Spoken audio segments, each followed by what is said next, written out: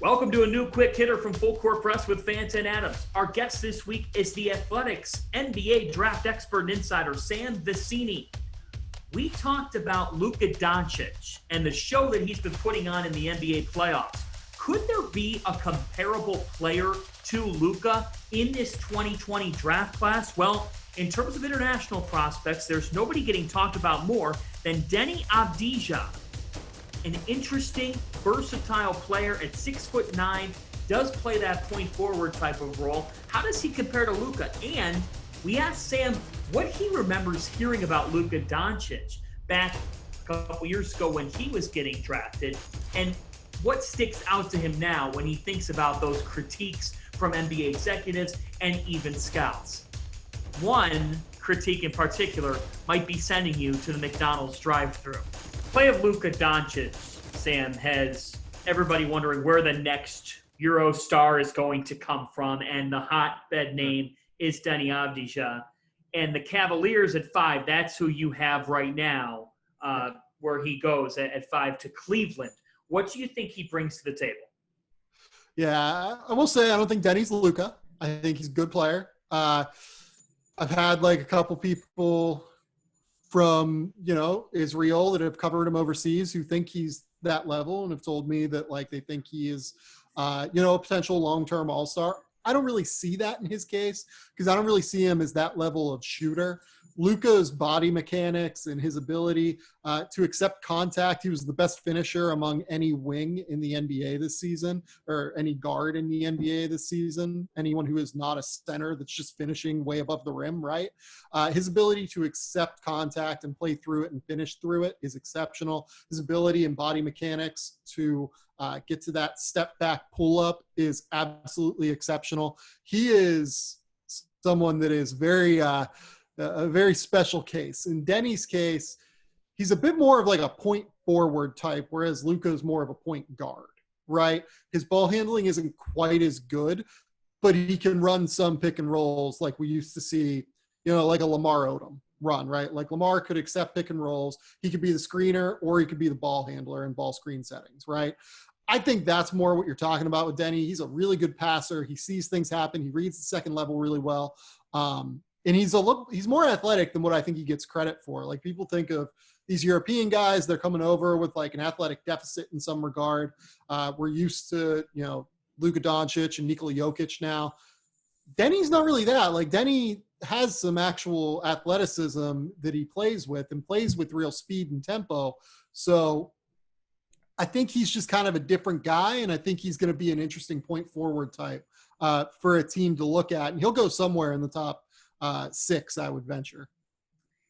To follow up on Luka, Sam, what do you remember hearing about him when you were going through your mocks that now sticks out to you when you're watching him do what he's doing? Yeah.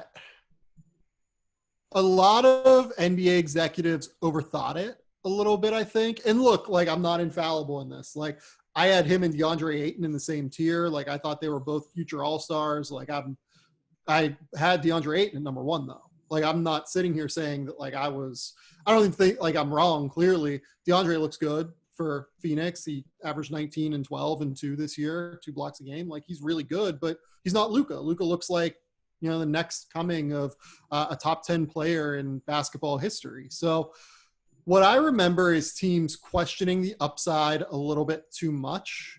I thought they thought that like, oh, he's not athletic enough to get separation. I didn't really see that as an issue. There were also some worries about his habits. He was a guy that ate like a lot of fast food off the court and like didn't like take the utmost care of his body while dominating for Real, right? And I think that teams overthought that a little bit. Like imagine you get that guy to P3 out in Santa Barbara, right? He's going to get better athletically. You get him on an NBA strength and conditioning program, he's going to get better in terms of his body.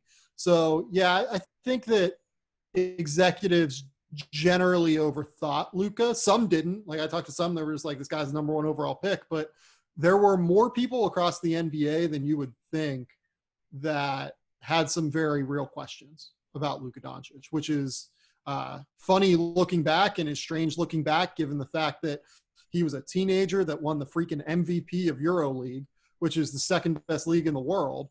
But, you know, that's the way it was back then.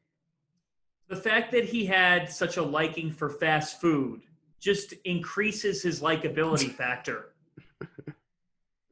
Correct? He's a terrific human. Like Luka Doncic brings so much fun to basketball. I'm so glad that someone that is like 6'8", 225, 230 pounds.